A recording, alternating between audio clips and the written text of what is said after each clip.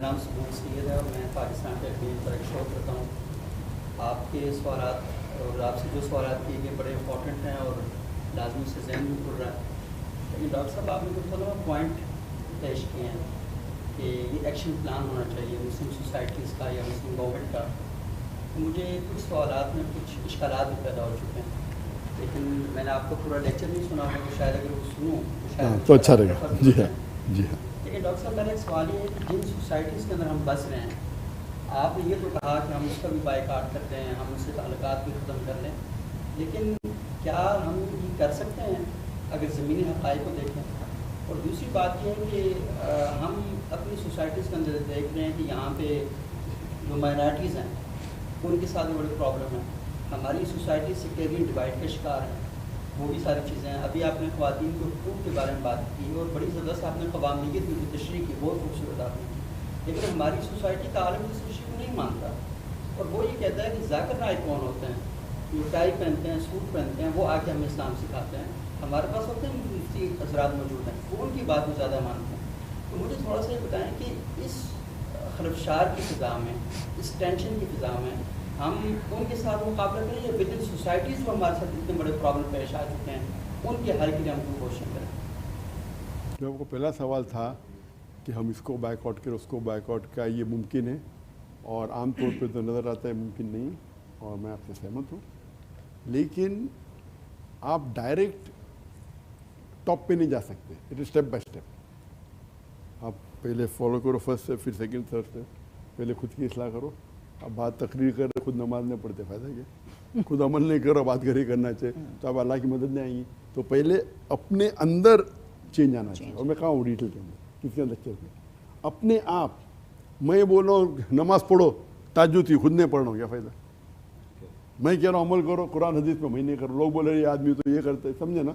तो पहले अपने आप को बदलो, और अपने आप को बदलने में किसकी ज़रूरत है? दूसरे की नहीं, यहाँ पर आपके अल्लाह की मदद की ज़रूरत है। तो आप पहले अपने आप में चेंज लेके आइए। हर मुसलमान अपने आप में चेंज लेके आएगा तो ज़रूरत ही नहीं किसकी।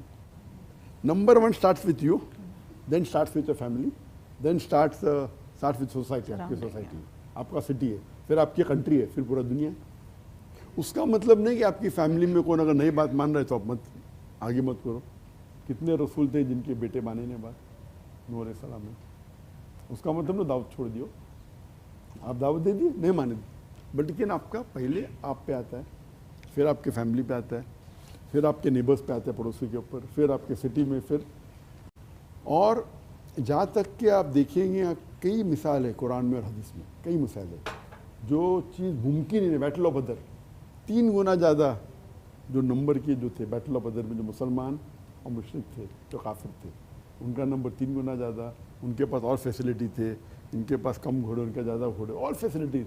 तो टेक्निकली इम्पॉसिबल था, लेकिन अल्लाह की मदद तो पॉसिबल है क्या नहीं? तो मैं एक ही सवाल पूछता हूँ, अगर अल्लाह चाहे मुमकिन है क्या नहीं? हम जो बोलते उनके पास ये वसाइल है, उनके पास ये वसाइल है, मैंने बोला हमारे पास अल्लाह है भाई। Let them have all the wealth in the world, दुनिया की पूरी ताकत, अल्लाह अपने पास है, कौन जीतेगा? मैं आपसे पूछता हूँ, अगर अल्लाह अगर अल्लाह साथ है तो कौन जीतेगा? नहीं, मैं आपका सवाल पूछता हूँ। अल्लाह ऐसा साथ में नहीं आता है। अल्लाह को साथ अल्लाह को आपकी हक में लेके आने का है तो कुरान और हदीस पे अमल करना चाहिए।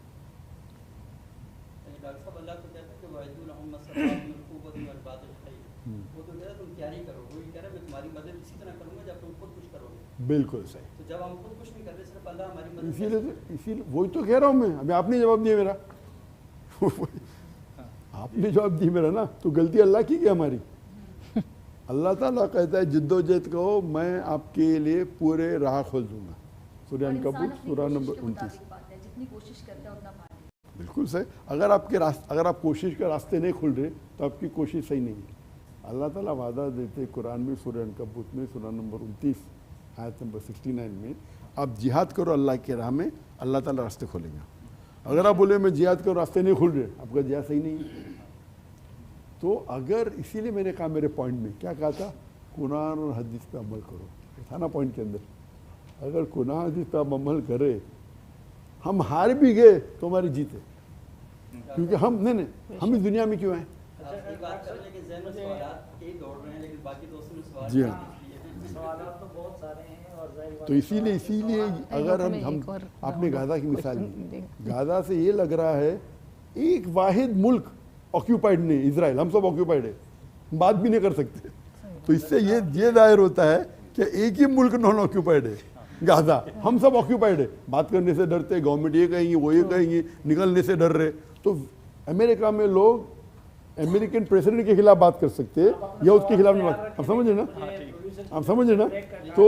तो आपको देखना चाहिए कि गाज़ा से एटलीस्ट दे आर प्राउड कि हम आज़ाद तो है। एक सच्चे मुसलमान जैसा हमको डर लगता है, हम ये बोलेंगे तो मैं यूट्यूब चैनल बंद हो जाएगा, मेरा ये ब्लॉक हो जाएगा, मेरे ये हो जाएगा, मुझे लोग ये कहें, तनकीद कहेंगे, मुझे गाली देंगे जाकिर नाइक को, तो बोले सूट वाले करेंगे। तो मुझे सिर्फ अल्लाह की मदद चाहिए। कोई मेरे खिलाफ, अगर मेरे कोई खिलाफ बात करता है ना, मैं कभी आंसर ही नहीं करता। क्यों मालूम क्या?